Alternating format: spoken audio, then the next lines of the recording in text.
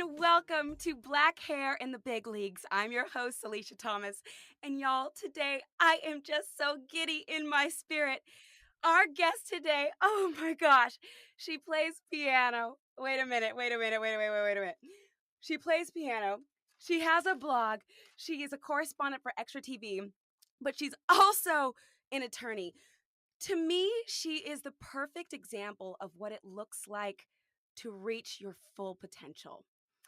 And even with that said, I feel like she is just getting started. You guys, please help me welcome the reigning Miss USA 2019, Cheslie Kryst. Oh, thank you. Thank you so much for that introduction. You're so enthusiastic this morning. Had your coffee. Oh my gosh. I actually don't even drink coffee. I'm always just like, I have Same, so I much. don't either, which is so funny. Like, I always tell friends, like, let's meet for coffee, and then I don't actually order coffee. I have like hot chocolate or What, something. see, it took me a while to get on that game because I would always order coffee for a coffee date, and my body's like, no!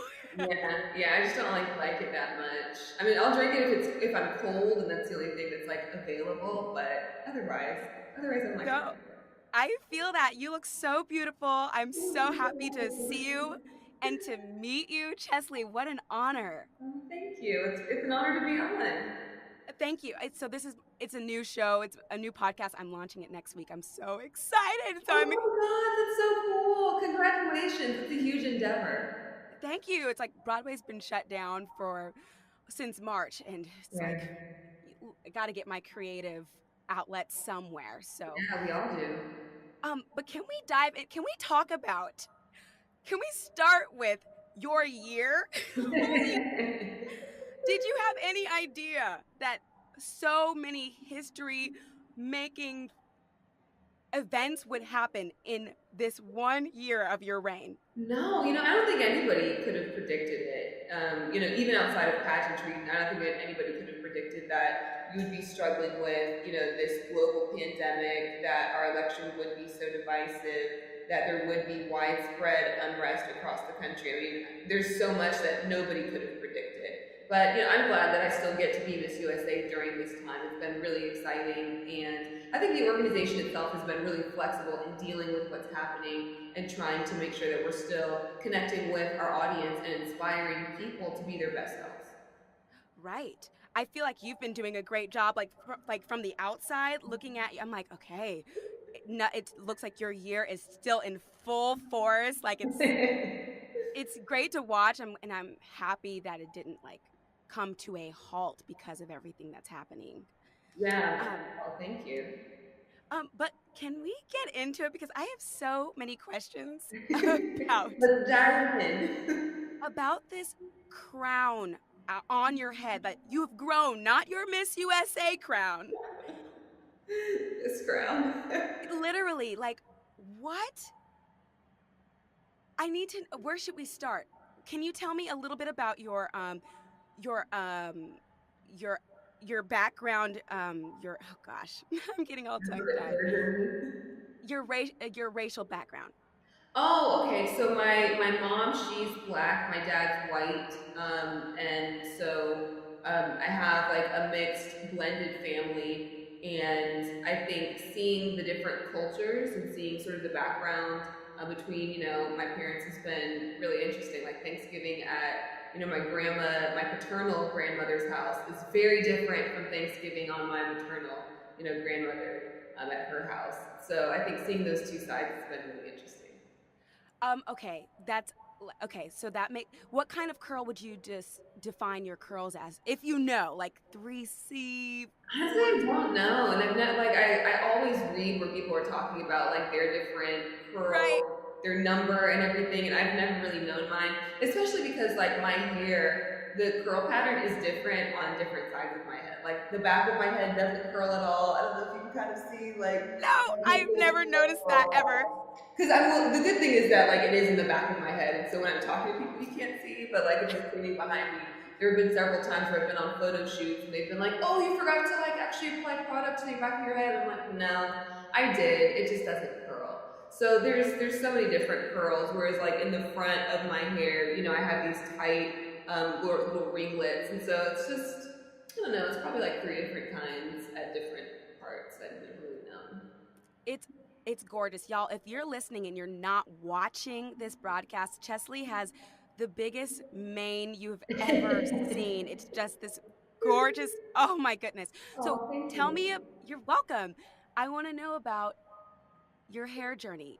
It's not always been this, has it? Has it? No, no. Yes, when I was a kid, my mom used to relax my hair because I have there's six of us, so I have five siblings, and as you can imagine, like getting ready in the mornings is pretty hectic. And I think what she understood, what many women understood, was like, if you want to have manageable hair, you relax it. So from the time I don't even know when it really started, but until I was a freshman in college, I used to get relaxers, and so my hair was always straight. It was usually pretty long, but it was straight, and I had some curl patterns sometimes, but it was mostly waves. It wasn't real curls. And when I got to college, I ran track in undergrad, and having flat iron hair was just impossible while you're Right, sweating and working out so much. right, So instead of leaving my hair relaxed, I decided to just grow it out. I was getting kind of tired of having to get my hair relaxed all the time because unless you know how to relax your own hair, now you gotta go to a salon and depend on their time, and you're broke as a college student. You don't have the money for all that. right. And so when I was I think I was still a freshman in college, I did the big chop, and my hair was so short for a long time, and now it's not. Now it's this, and it took a long time to figure out how to do it and how to deal with it. But that's sort of the long and short of it.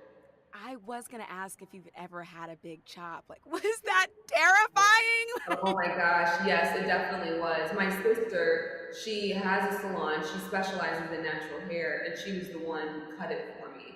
And I remember she cut it off, and I just looked in the mirror and just started crying. Because I looked like a boy. That was the shortest my hair had ever been. My hair had been long my entire life, and so I just remember thinking, like, I hate it. I can't believe I did this.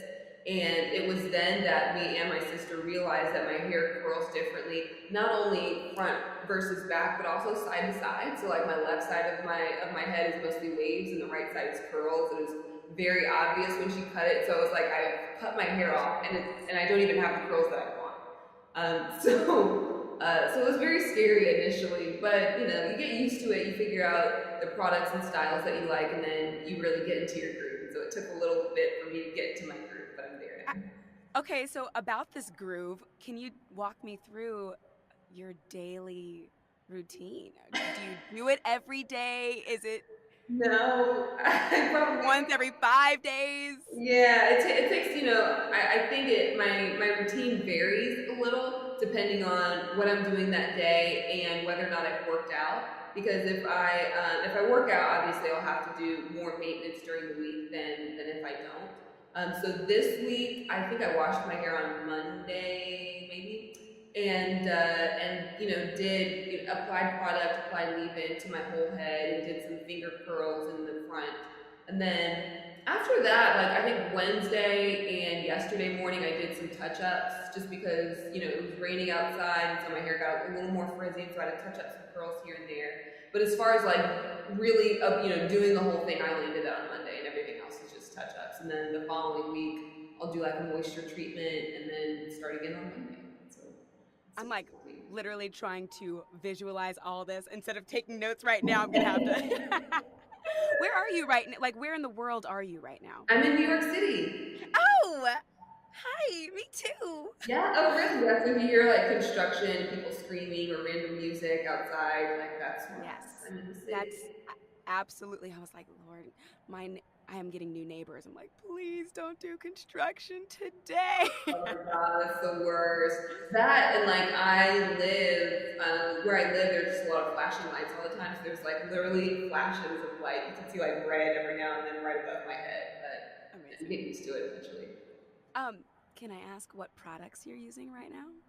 Yeah, so we actually have a hair sponsor, TyNia Oh, Hair. So I've actually made a video about some of the products that I've tried from them. I've also used other products, during my life. I've tried a ton of different brands. And so I'm always switching, always trying new stuff. But it's been cool. I think it took a while for me to realize that when I do my hair, I need to have both a leave-in conditioner and a gel. because for a while I didn't use a leave-in conditioner. I would only use like the curl cream, and I've realized that my hair needs something with a stronger hold. And so I always use both a leave-in conditioner to hydrate my curls, because any curly girl knows like the big struggle for us is keeping your curls moisturized. It's Yes, so yes. hard to keep moisture in my head. So always a leave-in conditioner after I shampoo and condition, and then after that I also use a really strong gel. And a lot of people, I think, sort of, lean away from using gels because your hair will sometimes feel hard after Yeah. the gel. But I think what's helped me to sort of loosen that really crackly hold is I'll take some argan oil after I've applied the product, and after I've gone through it once with the diffuser, I'll put argan oil in my hair. And that usually breaks that hardness. So my hair is usually pretty soft, even after I use a really strong hold with the gel. So when you're doing all of this process, how long would it take you, like in one sitting, if It depends. So if I'm washing my hair that day, I've been trying as of late to do more moisture treatments with castor oil, and so that whole process, I'll put castor oil in my hair. I'll sit under a dryer for like 20 minutes. That process itself takes like 30 minutes to apply it, sit under the dryer, and then to actually wash it and detangle in the shower. That takes anywhere from like 15 to 20 minutes. Afterwards, if I do my whole head with leave-in and a gel and dry it, that'll probably take like an hour 15 or 20. But if I'm actually finger curling the entire thing, I mean, that instead of taking an hour, that'll probably take like 2.5 or 3 hours. oh my gosh. So it just depends, because I have a lot of hair. It's really thick, and if I, although I usually don't do like the longer process of like 2.5 or 3 hours very often. I'll do that like, I don't know, once. Wait, do you actually finger curl? Like, Yeah, you'll take each individual curl and like wrap your finger around it so it's twisting the product in there. And what I've realized is so helpful in that process is that it separates each curl. So rather than having like huge clumps of hair that are like sort of tangled together almost sometimes, it really does separate the curl well. And so for some reason my hair ends up lasting much longer, especially if I don't work out. I mean, usually if I do that 3.5 hour process, I won't even have to do touch-ups in my hair for 3 or 4 days, as long as I'm not working out. If I'm working out, that changes the game altogether. But it's just it's much more helpful, even though it takes really, really long. But for a day-to-day kind of thing, I usually I use I think it's called a Denman brush for all of my I hair. just got one. Okay, yeah, they're super helpful, especially for detangling. So I'll do that for my head, and then just for the front pieces is when I'll do the finger curl, just to make sure that like the front looks tight. Okay. What? So one of the things that, like, in the Broadway community, what we're talking about, some of the girls that I've had on here, we talk about how is your backstage? Are there any people of color handling the wigs and all the things? Yeah. For you, you have to travel. You are doing all of these appearances. Not everybody knows what to do with texture like yours and with somebody who has as much hair as you. Mm-hmm. How do you travel with the same hair person? Do you do it yourself? Are you teaching people? Like, what do you? Yeah, I just do it myself for the most part. And there have been different people who have like tried to do my hair every now and then, but for the most part, I just like mostly insist that that I do it myself. There have been a few exceptions for some photo shoots. Usually they'll have somebody there. There have been a couple of times where they've had somebody there just to do touch-ups. But I can't think of a time. Oh, there was one time when we were doing a photo shoot for our sponsor, Chi. There was a person there who did my hair, and he understood. Like he obviously was using the Chi products. He understood that you need to finger curl, my hair, and so he knew how to do it and did a pretty good job. Other than that, I just do my own hair. I just ask, our managers here at NUO to talk to the people who are, organizing whatever shoot or interview or event, and just say like she'd like to do her own hair. Is there somebody that needs to do her hair? And usually they'll be like, no, just come with it, done, and we'll just style it. Whether I'm doing like, a ponytail or a bun or whatever. I mean, it works out that you know how to do your hair. Yeah. Well, it took a while to even get there because, like I said, I mean, trying different products, trying different, you know, methods and ways to do my hair, all of that took time. But now I'm in a good place, and so I feel pretty good about just telling people I know how to do my own hair. I'm just gonna do it like You know that. how to do it? I'm like, was it patience? I just am like, oh, I'm still trying to figure out what to do with my curls, but I feel like I'm relatively new to the natural hair game. So Well, they look I'm, nice from here. I mean, I can see like I love the bang. I wish I sometimes I miss having my bangs because I used to have bangs too. But it looks good. I mean, what are you working on right now? What are you like worried about? well, I've been doing a lot of twist outs, but I'm working on wash and goes. And so I I feel like I've gotten the twist out game. I know how to like lengthen my curls, and I love the movement that comes with it. Yeah. But the goal, I think, is a wash and go to be able to jump in the shower, jump out, and hit the road. Um, See, but I gotta say, the wash and go, even the word itself is very deceiving. There's nobody that I know personally who actually embodies the sense of wash and go and the ease that it makes it sound like so easy. Like you just get in yes, the shower, you wash your hair. the white girls. No, nobody does that. Nobody does that. Even the white girls don't do that. Like they still have to go through, a whole drying process and sometimes flat ironing or barrel curling or whatever. But especially natural girls. I think I was reading a thread online and somebody was talking about how deceiving the wash and go word is. Like, no, so don't even just scratch that off the list. Like, just know that a wash and go is not easy, especially the first day. The ease of the wash and go comes on like day 2 and day 3 when all you had to do is like take your hair out of your bonnet, and then it's easy. But first day, oh no, there is no like I get to wash in 20 minutes and Okay, I'm out the door. That's not a thing. okay, so you do use a bonnet at night. Is that what it? Yes, I have a giant. It's like a jumbo bonnet. It is I can huge. picture it. Yeah. I have a little bonnet. Yeah. Oh yeah, we're best friends. You'll graduate to the bigger ones. Trust me. You'll get there. Oh, literally the goal. Okay, wait. So, and we might jump back and forth, but one of the things I did a deep dive, Cheslie, and I realized when you had run for Miss North Carolina, you decided to wear, okay, I need you to correct me on anything that I'm getting wrong. Okay. You had your natural hair. It seemed like all of the pageants that you had run in before, then you had straight hair for the most part. Yeah. For Miss North Carolina, you were like, I'm going to wear my hair natural. Okay, stay with me for a second. You did not win that pageant. But then the next year, you ran again with your straight hair. You ended up winning. And then the next phase was Miss USA. I want to know, and you competed at Miss USA with your natural hair. Yes. I've done a few pageants myself, and I would feel like, Woo! woo! Double And pleasure. Miss America organization and the Miss World organization. Oh, awesome. I was Miss Fullerton in the Miss America organization out of California, and then I was Miss California for the Miss World organization. Oh, that's awesome. Thank Congratulations. you, girl. Thank you. Well, my thing is, if I lost one year wearing my natural hair, that would have killed my confidence to wear it. And if I lost with my curls and won with my straight hair, my confidence would have been very low to compete again with my natural hair. Yeah. Was that ever a thought for you?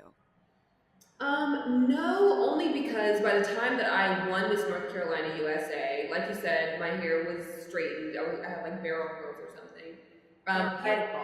Yeah, thank you. But by then, I had already been regularly wearing my natural hair. It was like all over my social media pages, day to day at my law firm. I was wearing my hair naturally. And so most people who were close to me and knew me, even my directors, after they like saw my social media and stuff, knew me for wearing my natural hair. And so most of the people that I talked to who were in my circle were like, "Oh, you're gonna wear your hair naturally for Miss USA, right?" And I was like, "Oh, am I?"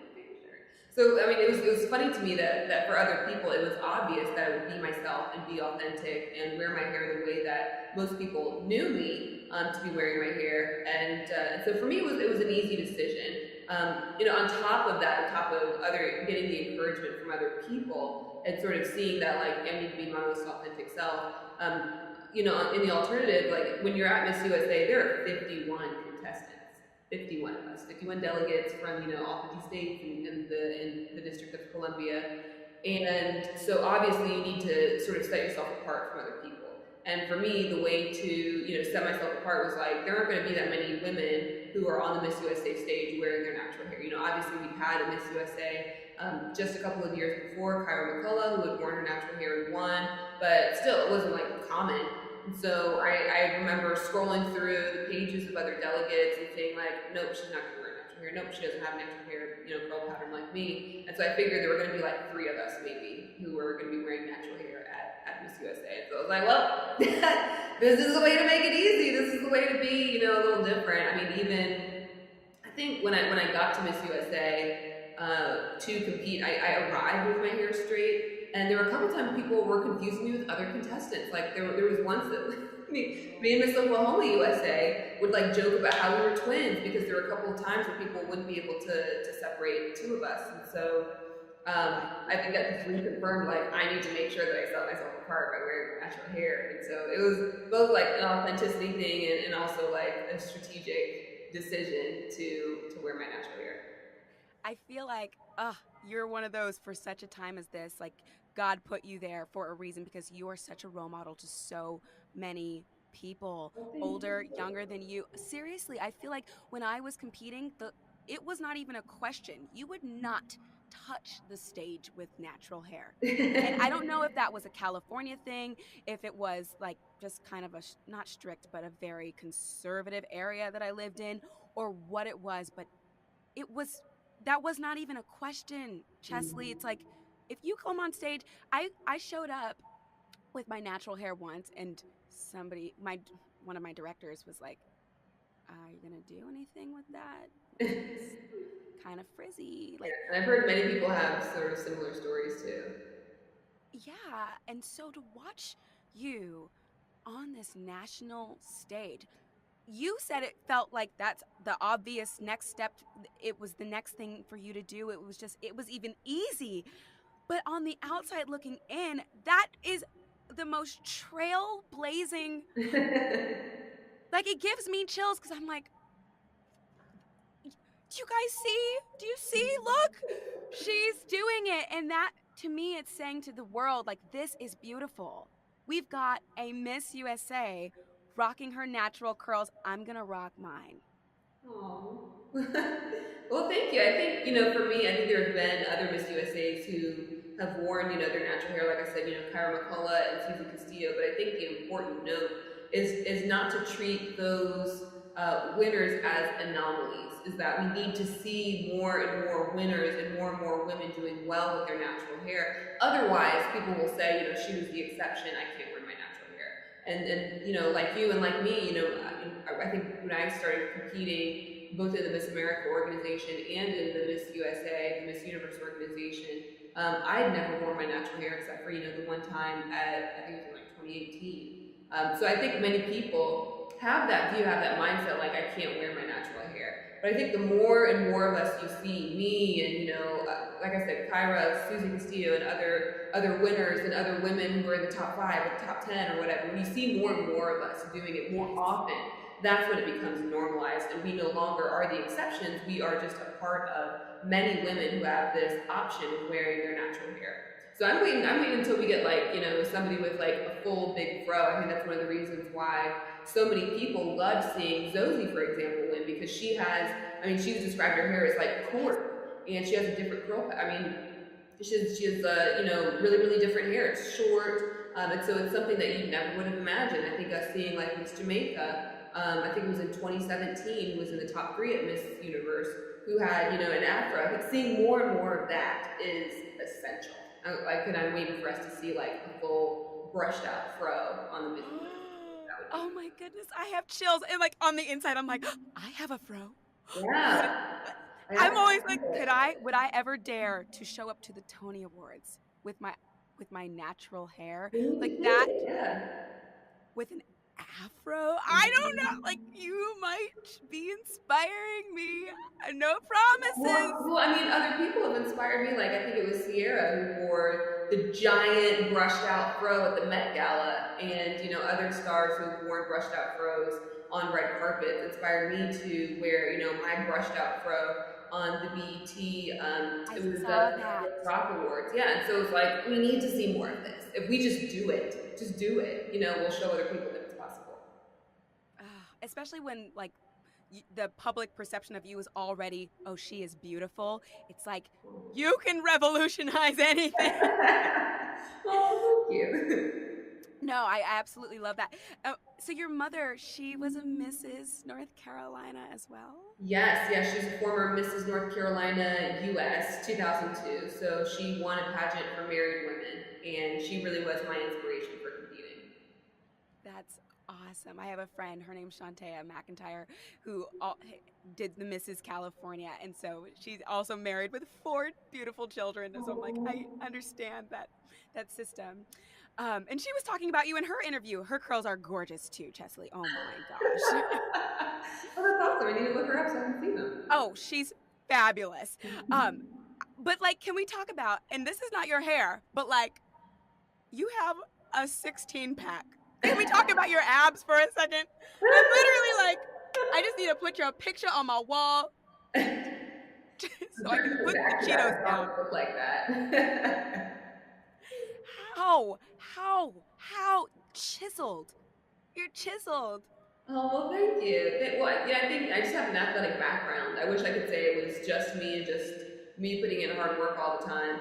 That certainly is a part of it, but also, like, my dad was a college athlete. My mom just ran like the New York Marathon for the first time last year. Oh my gosh.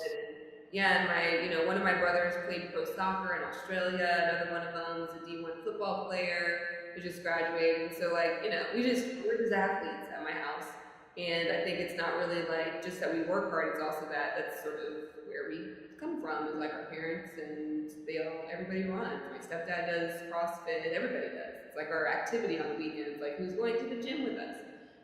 So I think that was really it. Was just like the culture of athletics within my family. Oh, yeah, I don't come from a family like that. Yeah, honestly, I think that most people have more interesting things to do than just going to the gym on the weekends. But for us, that's what we like. That's what we're used to. Well, it's bomb, and it looks bomb. I have a few more questions before I let you go. So obviously this year the pandemic kind of just sucks. It honestly just sucks.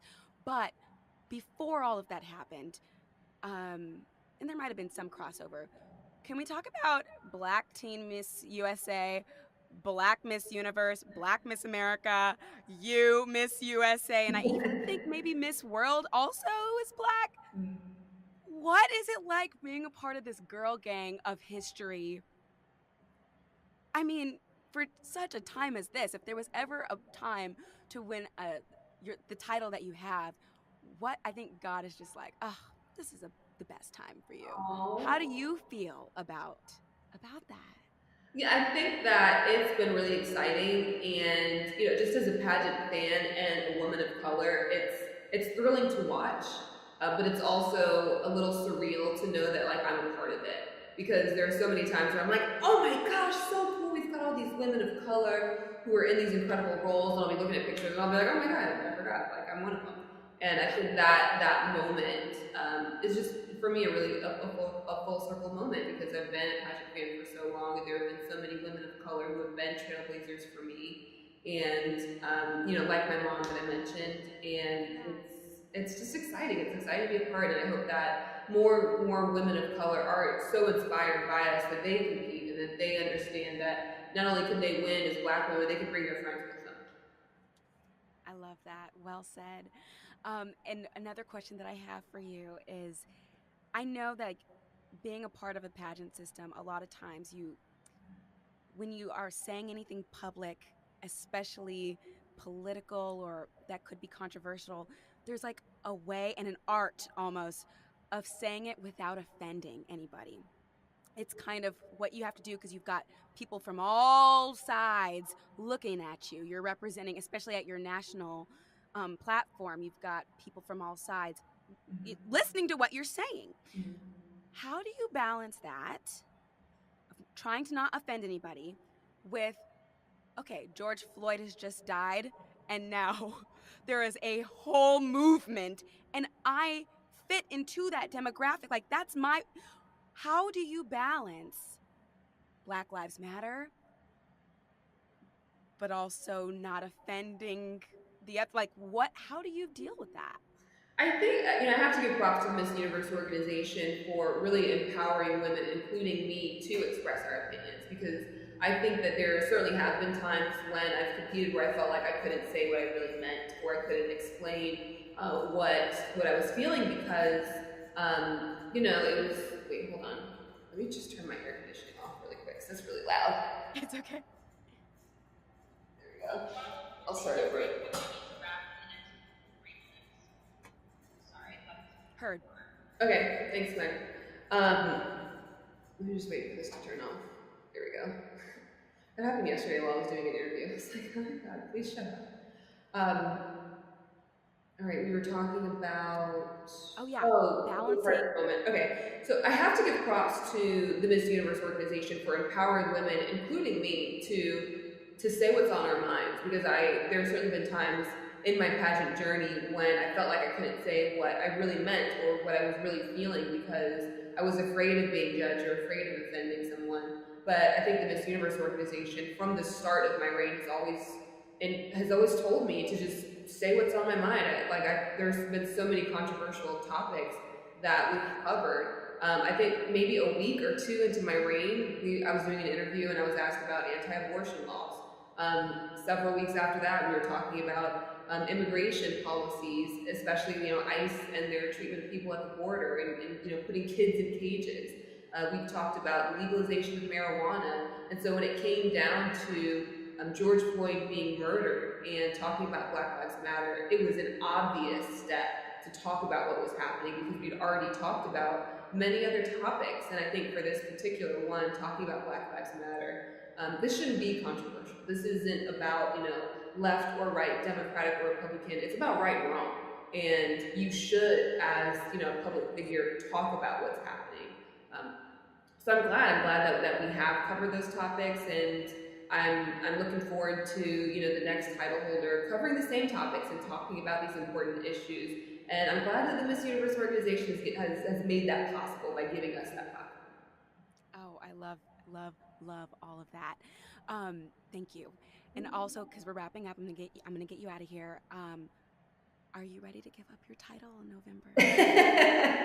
How do you feel? I have mixed feelings because, by the time that I crown the next Miss USA 2020, I will have been Miss USA for 557 days. That's a long Oh my gosh! Yeah, that's a really long time.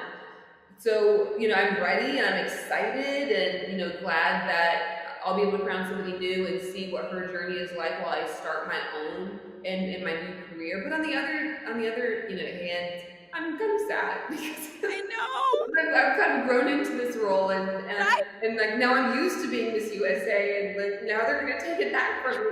That part of it is a little heart-wrenching.